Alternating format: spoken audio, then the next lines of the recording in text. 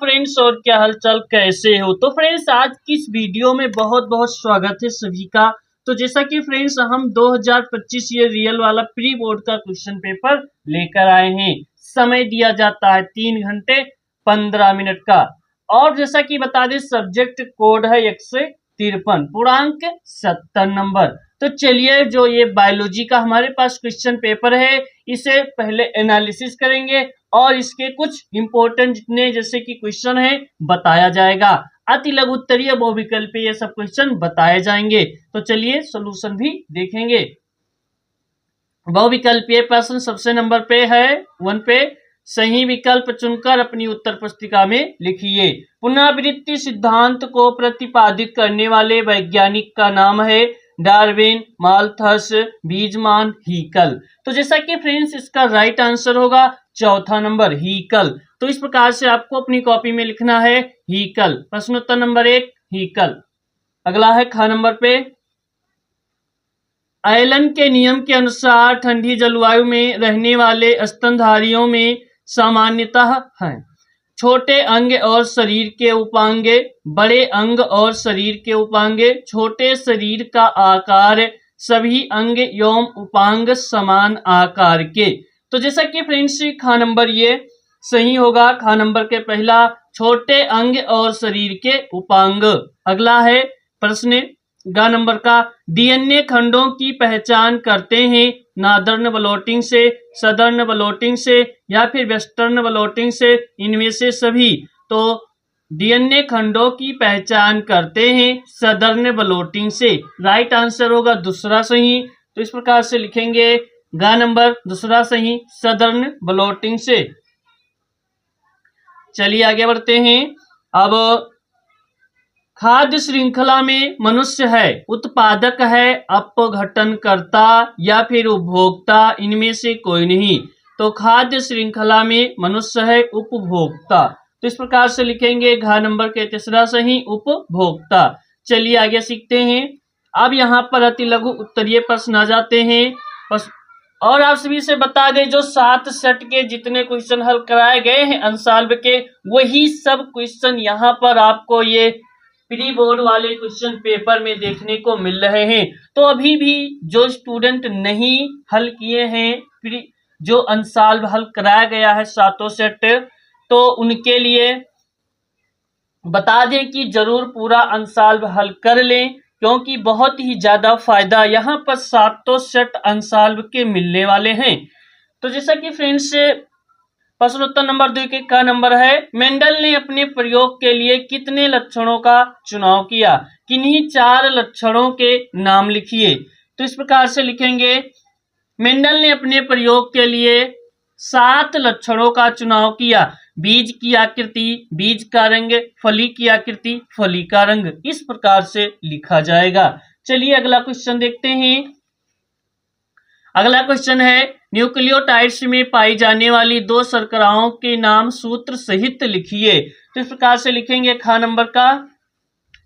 Nucleotide में पाई जाने वाली 2 शर्कराएं, राइबोज शर्करा C5H10O5, डीऑक्सीराइबोज शर्करा C5H10O4। इस प्रकार से ख नंबर के प्रश्न का उत्तर हो जाता है। चलिए अगला देखेंगे। ग नंबर का प्रश्न, मधुमक्खी की 2 प्रजापतियों के जंतु, यहाँ पर प्रजातियों होना चाहिए, प्रजापतियों लिखा हुआ, थोड़ा मिस्टेक है इसमें। चलिए कोई बात नहीं। मधुमक्खी की 2 प्रजातियों के नाम, जंतु वैज्ञानिक नाम लिखिए। तो मधुमक्खी के 2 विभिन्न प्रजातियों के वैज्ञानिक नाम है। जैसे यूरोपीय मधुमक्खी जो है उसका नाम है एपिस मेलिफेरा, और जो शहद मधुमक्खी है उसका नाम है एपिस सेराना। तो इस प्रकार से ये हमारा ग नंबर का प्रश्न भी कंप्लीट हो जाता है। घ नंबर का है, लैक्टिक अम्ल किण्वन के बारे में लिखिए। तो 1 नंबर में लिखना है तो छोटा सा लिख देना है, लैक्टिक अम्ल किण्वन से दूध को दही में परिवर्तित किया जाता है। एक लैक्टोबैसिलस जीवाणु होता है, उसी में जो एक किण्वन प्रक्रिया होती है लैक्टिक अम्ल की, उसी के उपरांत होती है। चलिए तो अगला नंबर का प्रश्न है, आनुवंशिक अभियांत्रिकी में उपयोगी किन्हीं दो एंजाइमों के नाम तथा कार्य लिखिए। तो हो जाएगा आनुवंशिक अभियांत्रिकी में उपयोगी दो एंजाइम, एंडोन्यूक्लियस एंजाइम और लाइगेज एंजाइम। तो इस प्रकार से 18 नंबर का प्रश्न कंप्लीट होता है। अब आते हैं हम प्रश्नोत्तर नंबर 3 की ओर। जैसे क्रॉसिंग ओवर पर टिप्पणी लिखिए।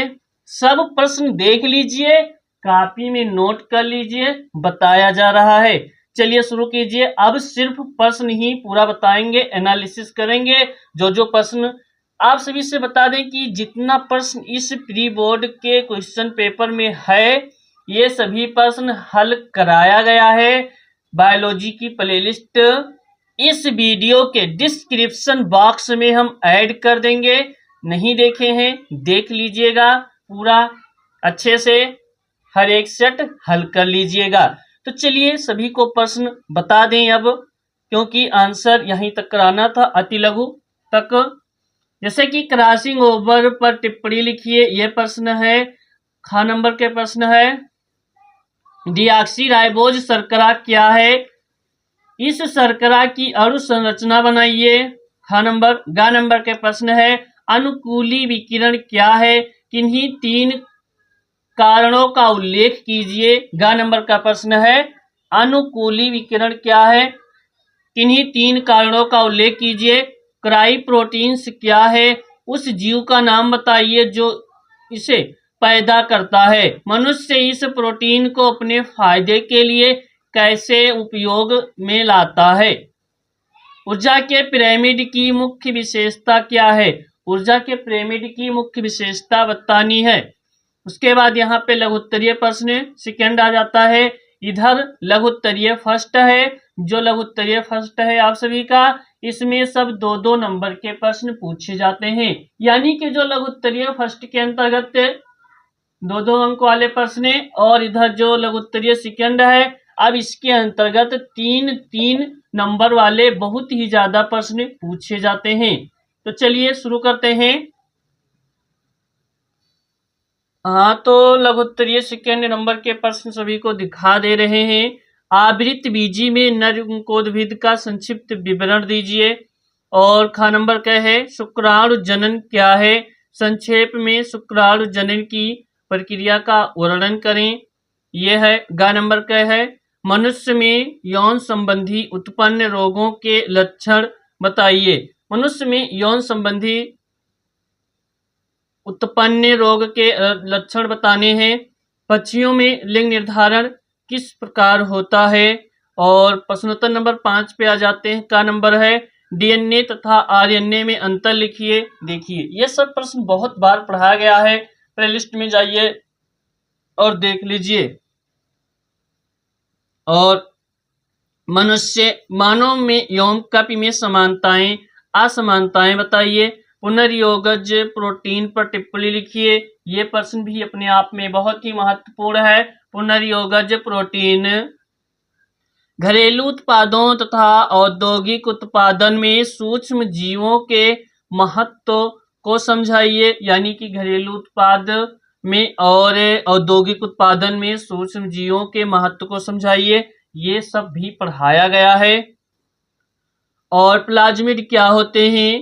प्राणियों के जीवन में उनकी उपयोगिता का वर्णन कीजिए। ये भी प्रश्न। पुनर्योगज डीएनए तकनीक की सहायता से इंसुलिन का उत्पादन हम कैसे करते हैं या फिर कैसे कर सकते हैं, यह प्रश्न भी है। प्रश्नोत्तर नंबर ग है यहाँ पर सहोपकारिता यानी कि परस्परता। सहोपकारिता किसे कहते हैं? उदाहरण देकर इसको स्पष्ट कीजिए। इधर प्रश्न है वन्य जीव की परिभाषा लिखिए। इसके संरक्षण की 2 प्रमुख विधियों का वर्णन कीजिए। अब प्रश्नोत्तर नंबर 7 यहाँ पर विस्तृत उत्तरीय प्रश्न आ जाते हैं।